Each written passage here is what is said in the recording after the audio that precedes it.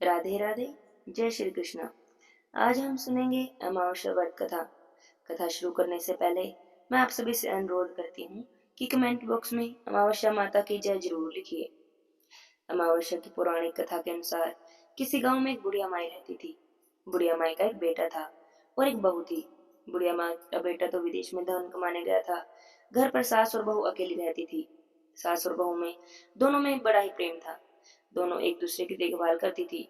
एक दिन की बात है, बहू ने खाना बनाया और सासू जी को खिला दिया, लेकिन खुद नहीं खाना खाया। तब सासू बहू से पूछने लगी, बेटी आज तुमने खाना क्यों नहीं खाया?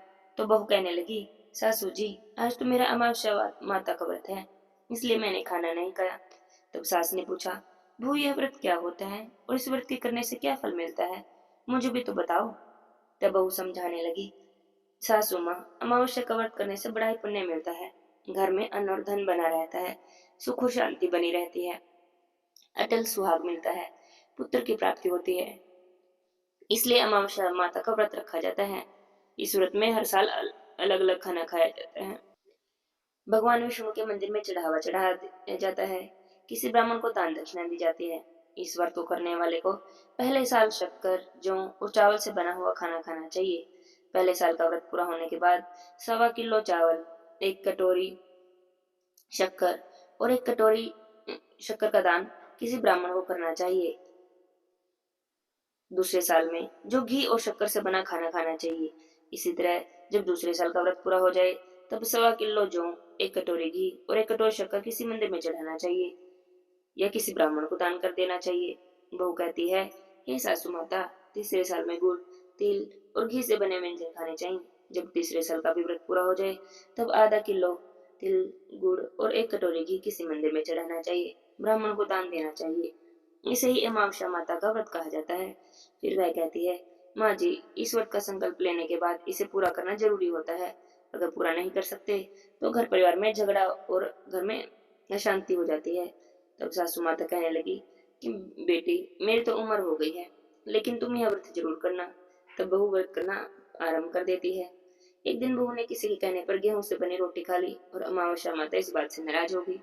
जो सास बहू कभी बड़े प्रेम से रहती थी, अब उन दोनों में झगड़े होने लगे। सारे गांव वाले भी हैरान हो गए कि ये सब हो कह रहा है। सासू अपनी बहू से कहने लगी, जब से तुम हमारे घर में बहू बनकर आई हो, तब से हमारे घर की तो लक्ष्मी चली गई। तुम तो हमारे घर के लिए बिल्कुल भी शुभ नहीं हो। तब बहू ने कहा कि मेरे आने से आपके घर की लक्ष्मी चली गई है, तो मुझे बताओ कि लक्ष्मी जी कहाँ मिलेंगी, मैं तो उन्हें लेकर आऊंगी। तब सासू माता कहती हैं कि बहू, लक्ष्मी तो समुद्र के बीच में भगवान विष्णु के पैर दबाते हुए मिलेगी। तब वह यह कहकर घर से चली गई कि माँ जी, मैं तो घर से जा रही हूँ और अब मैं लक्ष्मी जी को लेकर ही आऊंगी, तो इस घर में नहीं आऊंगी। और ऐसा कहकर बहू लक्ष्मी जी की खोज में चली जाती है। जब बहू लक्ष्मी जी की खोज में निकली तब बीच रास्ते में एक गाय मिली। गाय बहू से पूछती है कि कहाँ जा रही हो? तो वह कहती है कि गाय माता, मेरी सासू माता कहती है कि मेरे आने से उनके घर में अन्न धन की कमी हो गई है और उनके घर की लक्ष्मी चली गई है, मैं लक्ष्मी जी को ढूंढने जा रही हूँ। तब गाय माता कहती है, बेटी, अगर तुम जा ही रही हो तो भगवान से मेरे बारे में पूछ लेना। तो वह कहती है कि ठीक है गाय माता, मैं आपके बारे में पूछ लूंगी, पर पूछना क्या है यह तो बता दो। तब गाय माता कहती है कि जो भी मेरा बछड़ा होता है मर जाता है, जिंदा नहीं रहता। तुम भगवान से पूछ लेना कि आखिरकार मेरे साथ ऐसा हो क्यों रहा है, मैंने ऐसे कौन से कर्म किए हैं जिसकी सजा मुझे मिल रही है। तब बहू गाय माता को आश्वासन देकर कि मैं आपकी बात पूछ लूंगी आगे बढ़ जाती है। थोड़ी दूर आगे चलती है तो एक घोड़ी मिलती है। उसके गले में घंटी बंधी हुई थी। घोड़े ने भी अपने दुख के बारे में पूछने के लिए भगवान से कहा। तो बहू कहने लगी, ठीक है, मैं जरूर पूछ लूंगी। और ऐसा कहकर बहू आगे बढ़ गई। आगे चली तो एक अंधा और बहरा बुजुर्ग मिला। उसने भी बहू से अपनी समस्या बताई और भगवान से पूछने के लिए कहा। तब वह उसकी समस्या का समाधान भी भगवान से पूछने को कहकर आगे बढ़ गई। आगे चली तो एक बूढ़ी औरत मिली जो हाथ पैर से अपाहिज थी। तब उसने भी कहा कि बेटी, भगवान मिले तो पूछ लेना कि आखिर मैं अपाहिज क्यों हूँ, मैंने ऐसे कौन से कर्म किए हैं। तब बहू ने कहा, ठीक है, मैं पूछ लूंगी। आगे बढ़ती चली गई। चलते चलते बड़ी थक गई थी तो आगे एक आम का पेड़ मिला। उसके नीचे बैठ गई। उसे देखकर आम का पेड़ तो बड़ा खुश हुआ और बहू से कहने लगा, बेटी, तुम कहाँ से आई हो, कहाँ जा रही हो? तब वह कहने लगी कि मैं तो लक्ष्मी जी को ढूंढने जा रही हूँ। तब आम का पेड़ कहता है कि भगवान तुम्हें मिले तो मेरी भी समस्या पूछ लेना। तो उसने कहा, ठीक है, पूछ तो लूंगी। आम का पेड़ बोला कि मेरे पेड़ पर लगे हुए आम खट्टे होते हैं, इस बारे में तुम भगवान से पूछ लेना। तब बहू पेड़ की समस्या सुनकर आगे बढ़ गई। थोड़ी दूर चली थी कि उसे एक तलाई मिल गई। वह भी कहने लगी कि तुम भगवान से मिलो तो मेरे बारे में पूछ लेना, मेरी तलाई का पानी इतना गंदा क्यों है, यहाँ का पानी कोई भी पीता क्यों नहीं। तब वह कहने लगी ठीक है, पूछ लूंगी। और ऐसा कहकर बहू आगे बढ़ गई। दिनों से जंगल में चलते चलते वह बहुत थक गई थी। उसे बहुत प्यास भी लगी थी। उसके पास खाने को भी कुछ नहीं था। भूख और प्यास से बेचैन हो गई और जंगल में बेहोश हो गई। उसी समय भगवान श्री हरि और माता लक्ष्मी घूमते घूमते उधर से जा रहे थे। तो माता लक्ष्मी विष्णु भगवान से कहती है, हे नाथ, यह तो आपकी बहुत बड़ी भक्त है, आप इसके दुख का निवारण करो। तो भगवान श्री हरि कहते हैं कि इस संसार में बहुत अजीब प्राणी हैं, सभी अपने अपने कर्मों का फल भोग रहे हैं, मैं भला किस किस के दुख का निवारण करूंगा। तब माता लक्ष्मी भगवान श्री हरि से प्रार्थना करती हैं कि वह भूखी और प्यासी है, यदि इसे जंगल में छोड़ दिया तो इसे जंगली जानवर खा जाएंगे। अब माता लक्ष्मी की बातें सुनकर भगवान श्री हरि एक साधु का वेश बनाकर बहू के पास आए, उसे होश में लेकर आए। बहू के होश में आते ही साधु वेश में भगवान उससे पूछने लगे कि तुम कौन हो और यहाँ क्यों आई हो, कहाँ जा रही हो। तब उसने अपनी सारी बातें बता दी। उसकी बातें सुनकर तो भगवान श्री हरि और माता लक्ष्मी उसके सामने प्रकट होगी। भगवान को अपने सामने खड़ा देखकर वह उनके चरणों में गिर गई, अपने दुख का निवारण पूछने लगी। तब भगवान बोले, बेटी, तुमने अमावस्या के व्रत को खंडित किया है, इसी की सजा तुम्हें मिल रही है। लेकिन अब तुम अपने घर जाओ और दोबारा से अमावस्या का व्रत का संकल्प करो। अमावस्या माता से प्रार्थना करना, उनसे क्षमा मांगना। तुम्हारा घर धन धन्य से भर जाएगा और तुम्हारा घर सुंदर महल में बदल जाएगा। तुम्हारी सभी मनोकामनाएं भी पूरी हो जाएंगी। यह सब वरदान पाकर बहू ने रास्ते में जो भी मिला था उन सभी के दुखों का निवारण करने के लिए भी भगवान से प्रार्थना की। तब भगवान ने कहा कि गाय ने अपना दूध कभी किसी और को नहीं पिलाया, इसी कारण उसके बच्चे जिंदा नहीं रहते। तुम उसका दूध पी लेना, उसके बाद से उसके बछड़े जिंदा रहने लगेंगे। वह घोड़ी पिछले जन्म में आटा पीसने वाली महिला थी, किसी को भी आटा पीस कर नहीं देती थी, इसलिए उसके गले में चक्की के पाट बन गए हैं। तुम उसकी पाट खोल देना, वह बिल्कुल ठीक हो जाएगी। बुजुर्ग व्यक्ति कभी भगवान के मंदिर नहीं गए, कभी उन्होंने भगवान के भजन भी नहीं सुने। तुम उन्हें ले जाकर भगवान के मंदिर में दर्शन करा देना, एक भजन सुना देना, वह ठीक हो जाएंगे। वह अपाहिज महिला, उन्होंने कभी अपनी जवानी में कोई पुण्य नहीं किया और उसी की उन्हें सजा मिल रही है। तुम उनसे कुछ दान करवा देना, तो उनकी विकलांगता, उनकी अपाहिजता भी दूर हो जाएगी। आम का पेड़, उसने अपने पेड़ के आम कभी किसी बच्चे को खाने नहीं दिए, इसी कारण उसके सभी आम खट्टे हैं। तुम उस पेड़ से काम तोड़कर खा लेना, उसके बाद से उस पेड़ पर मीठे आम लगने लगेंगे। तलाई का पानी पिछले जन्म में देवरानी जेठानी थी, हमेशा आपस में लड़ते झगड़ते थे, इसलिए उसका पानी गंदला है। तुम उसका थोड़ा सा पानी पी लेना तो वह तलाई शुद्ध हो जाएगी, फिर लोग वहां आकर पानी पीने लगेंगे। इस प्रकार बहू ने भगवान श्री हरि, माता लक्ष्मी जी को प्रणाम किया, धन्यवाद किया और वह अपने घर जाने को तैयार हो गई। रास्ते में उसे जो जो भी मिलता गया उन सभी की समस्याओं का उसने भगवान के कहे अनुसार निवारण कर दिया। सभी ने उसे खूब आशीर्वाद दिया, उसकी खूब प्रशंसा हुई। जब बहू अपने घर पहुंची तो देखती है कि जहाँ पर उनका एक छोटा सा टूटा फूटा घर था, वहां पर तो एक सुंदर महल खड़ा है, घर में अन्न के भंडारे भरे पड़े हैं। तब वह अपनी सासू माता के पैर छूती है और कहती है, सासू माँ, आपने तो सच ही कहा था कि मैं आपके लिए शुभ नहीं हूँ। जैसे ही मैं गई आपके घर में तो लक्ष्मी जी आ गई, अब आप यहीं पर रहो, मैं तो मरने जा रही हूँ। तब सासू माता कहती है, बेटी, यह सब तो तुम्हारे अमावस्या माता के व्रत करने का ही प्रभाव है, उन्हीं के आशीर्वाद से ही हमें यह सब मिला है। अब तुम यहीं रहो, मैं तुम्हें यहाँ से कहीं नहीं जाने दूंगी। इस प्रकार सासू और बहू खुशी खुशी रहने लगते हैं। एक दिन बुढ़िया माई का बेटा भी विदेश से वापस लौट आता है और जब घर में उसने खूब सारे धन दौलत और भंडारे देखे, तब उसकी माँ सारी बातें अपने बेटे को बताती है और इस प्रकार सभी लोग खुशी खुशी रहने लगते हैं। अमावस्या माता की कृपा से उनके सभी दुख दूर हो जाते हैं और उनकी सभी मनोकामनाएं पूरी हो जाती हैं। बोलिए अमावस्या माता की जय हो। हे अमावस्या माता, यह कथा कहानी कहते सुनते हुंकारा भरते सबकी मनोकामनाएं पूरी करना, सबके दुखों को दूर करना, सबके घर में अन्न धन के भंडारे भरना। बोलिए अमावस्या माता की जय हो। अब सुनते हैं अमावस्या के दिन सुनी जाने वाली दूसरी कहानी। किसी गांव में एक साहूकार रहता था, उसका एक बेटा था, बेटी थी। साहूकार के बेटे का विवाह हो चुका था। साहूकार के घर में एक जोगी भिक्षा लेने आते थे। जब साहूकार की बहू भिक्षा देने जाती तो जोगी भिक्षा ले लेते, लेकिन जब भी साहूकार की बेटी भिक्षा देने जाती तो जोगी भिक्षा नहीं लेते और कहते, बेटी सुहागन तो है, पर इसके भाग्य में दुख लिखा है। यह सुनकर तो बेटी दुबली पतली होने लगी। तब एक दिन उसकी माँ ने पूछा कि तुम सूखती क्यों जा रही हो, दुबली पतली क्यों होती जा रही हो। तब बेटी ने अपनी माँ को जोगी वाली सारी बात बता दी। अगले दिन माँ छिप कर बैठ गई।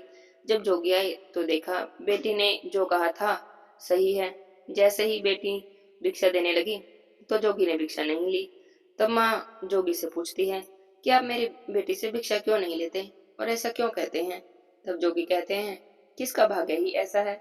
तब माँ जोगी के चरणों में गिर गई और कहती है कि इसका कोई उपाय बताइए। तब जोगी कहते हैं 7 समुद्र पार एक सोमा नाम की स्त्री रहती है, वह अमावस्या का व्रत करती है, वह अपने व्रत का फल तुम्हारी बेटी को दे देगी, तभी इसका दुख दूर होगा। जोगी की बात सुनकर उस लड़की की माँ सोमा की तलाश में निकल जाती है। थोड़ी दूर चलते चलते थक जाती है और रास्ते में एक पीपल का पेड़ था, उसके नीचे बैठकर विश्राम करने लगती है। तभी देखती है कि एक सांप गरुड़ पक्षी के बच्चों को खाने आ रहा है। वह लपक कर सांप को मार देती है और गरुड़ पक्षी के बच्चे को बचा लेती है। इतने में गरुड़ पक्षी का जोड़ा उड़ता हुआ वहां पर आ जाता है। वहां पर खून देखकर सोचता है कि इसने हमारे बच्चों को मार दिया और उसे चोंच से मारने लगता है। तब वह कहती है कि मैंने तुम्हारे बच्चों को मारा नहीं, यह देखो यहाँ पर तो सांप आया था जो तुम्हारे बच्चों को खाना चाह रहा था, मैंने इसी सांप को मारा है और यह खून इसी सांप का है। तब गरुड़ पक्षी का जोड़ा प्रसन्न हो जाता है और कहता है कि हम तुमसे प्रसन्न हैं, तुम्हें जो भी चाहिए हमसे मांग लो। तब वह कहती है मुझे 7 समुद्र 5 को पार पहुंचा दो। तब वह उस लड़की की माँ को 7 समुद्र पार पहुंचा देते हैं। वह सोमाधोबन के घर पहुंच जाती है। सोमाधोबन के 7 बेटे थे, 7 बहुएं थी, लेकिन वे सारी बहुएं काम करने के लिए आपस में बहुत लड़ती थी। अब वह लड़की की माँ सोमा को प्रसन्न करने के लिए सबके सोते ही उसके घर का सारा काम करने लगी। सारा काम करती और छिप जाती। सुबह उठकर सोचते कि ये सारा काम कौन कर रहा है। सोमा भी सोचने लगी कि कौन सी बहू है जो इतना काम करने लगी, मुझे पता करना चाहिए। एक दिन की बात है कि वह चुपचाप आंखें बंद करके लेट गई। तब उसने देखा कि मुंह अंधेरे एक औरत आई और घर के सारे काम करके चुपचाप जाने लगी। तब सोमा ने उसे रोक लिया और पूछने लगी कि तुम कौन हो और हमारे घर के सारे काम क्यों करती हो। तब उसने सारी बात बता दी। सोमा से विनती की कि आप अपने अमावस्या व्रत का पुण्य मेरी बेटी को दे दीजिए, उसका दुर्भाग्य दूर हो जाएगा। तब उसकी बातें सुनकर सोमा तैयार हो जाती है और कहती है तुम जाओ और बेटी के ब्याह की तैयारी करो, विवाह के दिन मैं आ जाऊंगी। अब उस लड़की की माँ तो खुशी खुशी अपने घर लौट आती है।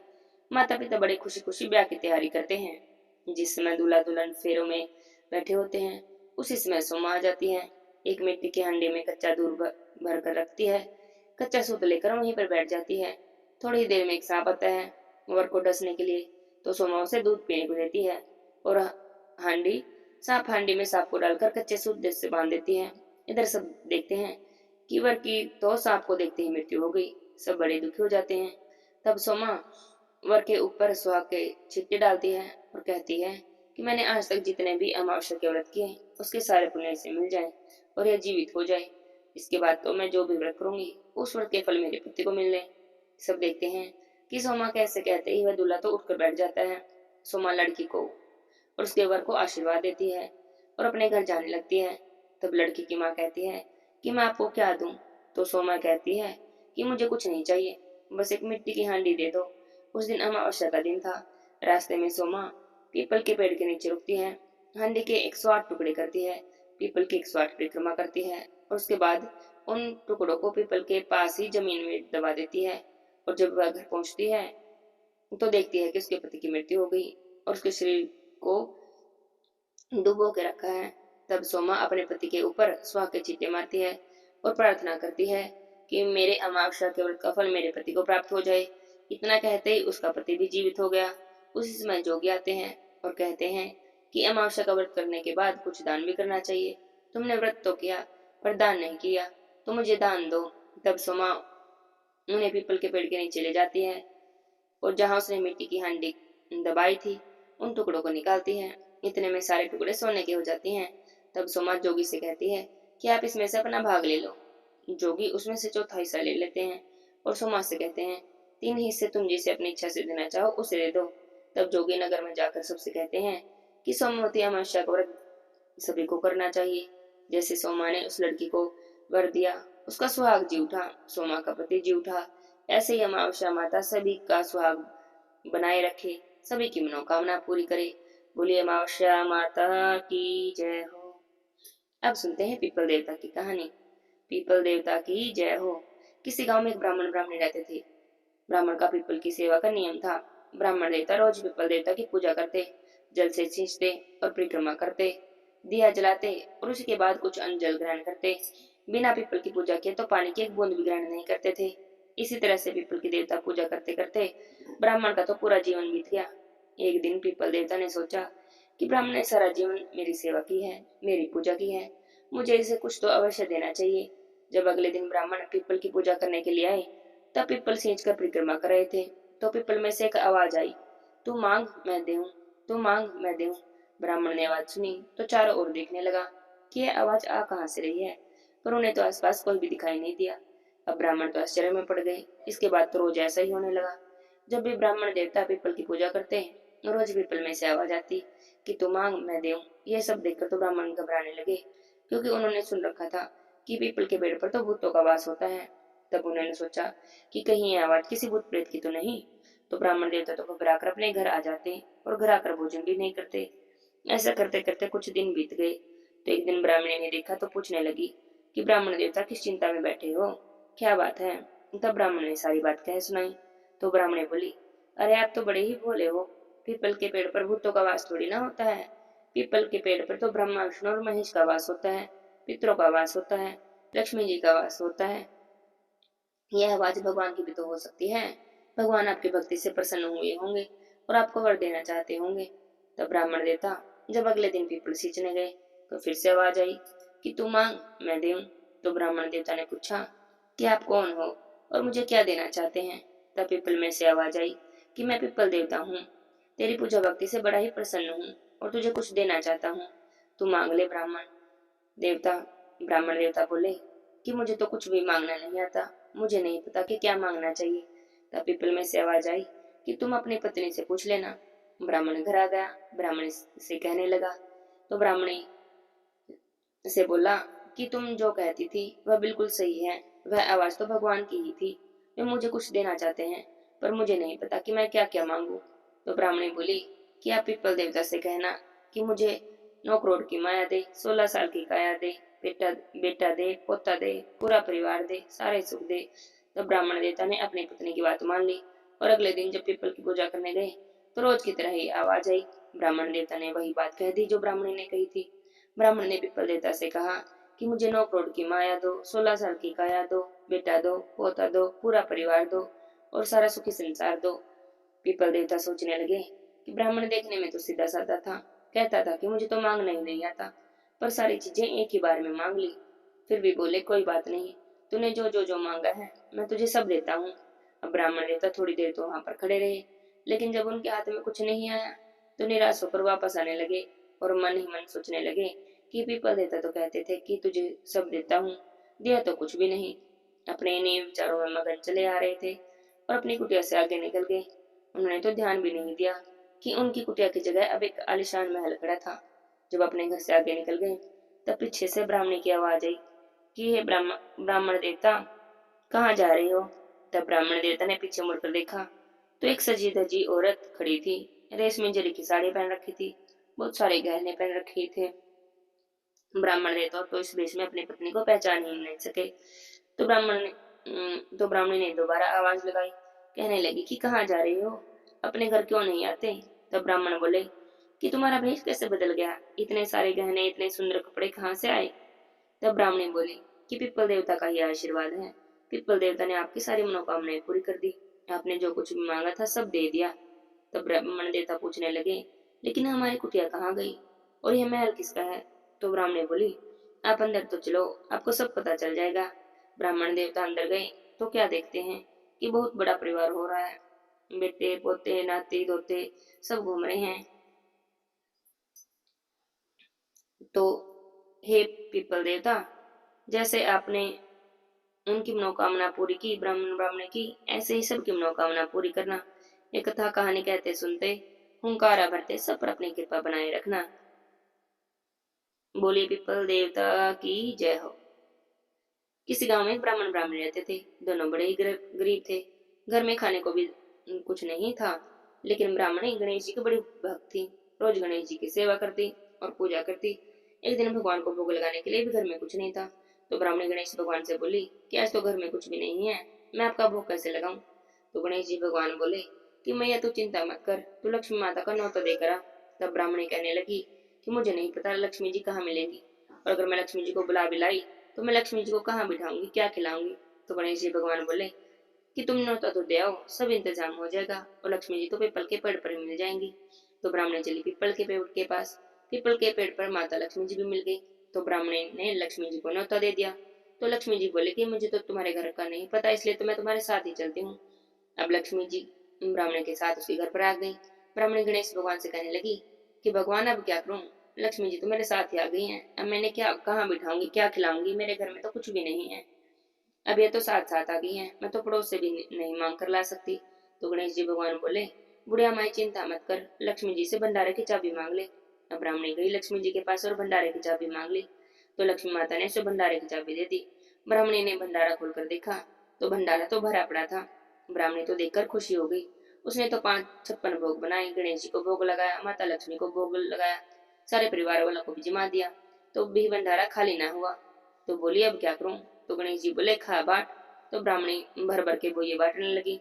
और तो सब कहने लगी अरे ऐसा क्या हो गया, कल तक तो तुम हमारे घर से मांग कर लेके जाती थी, आज वो ये भर भर के बांट रही हो, ऐसा क्या हो गया। तो वह बोली कि मेरे ऊपर तो गणेश और लक्ष्मी जी की कृपा हुई है। तो लक्ष्मी जी जाने लगी। तो बुढ़िया माई लक्ष्मी जी को रोकने लगी। तो लक्ष्मी जी बोली कि मैं एक जगह नहीं रह सकती, मैं तो सबका मान रखती हूँ, सबके घर जाती हूँ, पर फिर वापस भी आ जाती हूँ। जिसके जैसे कर्म होते हैं उन्हीं कर्मों के अनुसार ही उनके यहाँ निवास करती हूँ।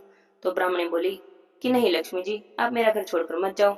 गणेश जी भगवान की कृपा से बुढ़िया माई के घर में, ब्राह्मणी के घर में लक्ष्मी माता ने निवास किया। लक्ष्मी माता ने उसके घर अन्न धन के भंडारे भर दिए। हे गणेश जी भगवान, हे लक्ष्मी माता, जैसे कि कृपा आपने उस ब्राह्मणी पर की, ऐसी कृपा सब पर करना, सबके घर में वास करना, सबके घर में खूब धन संपत्ति देना। बोलिए गणेश भगवान की जय हो, लक्ष्मी माता की जय हो। जय जय श्री राधे श्याम।